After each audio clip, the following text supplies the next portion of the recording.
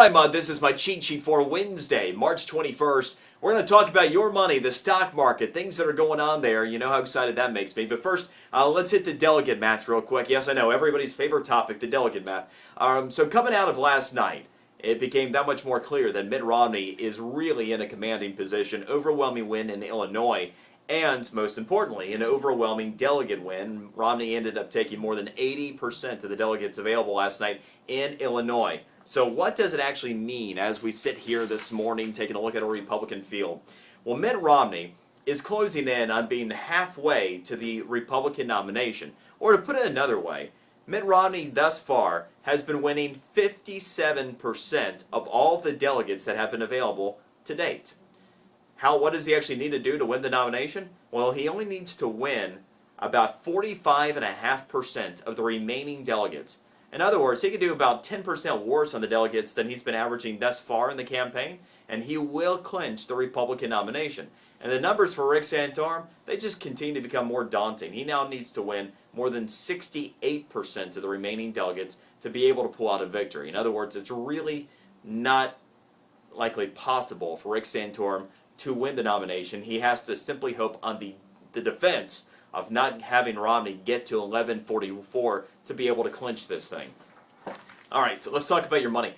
You know, I've been hot on housing so far this year. Well, a couple things. First of all, remember in January, I said, look, all things being equal, the way this year is shaping up historically, you're likely to see a double-digit year in the stock market. Well, guess what? We are. We're seeing a double-digit year in the stock market right now, year to date. It's terrific. You know, made some good money there. And I'm not saying just to flee out of stocks. I still have a lot of my money in stocks. But where do you allocate new money? I've been saying the best place, in my opinion, for you to be allocating new resources, just when I take a look at valuation, is the housing sector. Now, where can you have your cake and eat it too sometimes? Well, of course, the stock market. Because even if you're not out there buying physical property to participate in real estate, that doesn't mean you can't own companies that don't own property that could potentially do well. And the one thing I don't like is the characterization about smart money, because that implies that if you're not part of the Wall Street crowd, then maybe you're dumb money or something. Anyway, I like to think of you as being better than that. But one thing we do know is that oftentimes a lot of folks that are so-called smart money do get ahead of the curve in terms of being able to predict when there's a trend. And when we take a look at the best performing stock market sector so far in 2012, you guessed it, housing-related stocks, up 70% as a sector. 70% as a sector.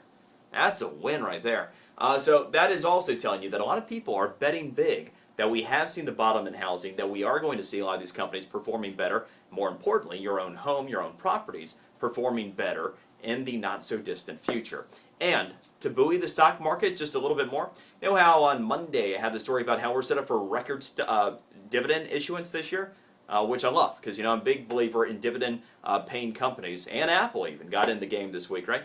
But here's another one for you.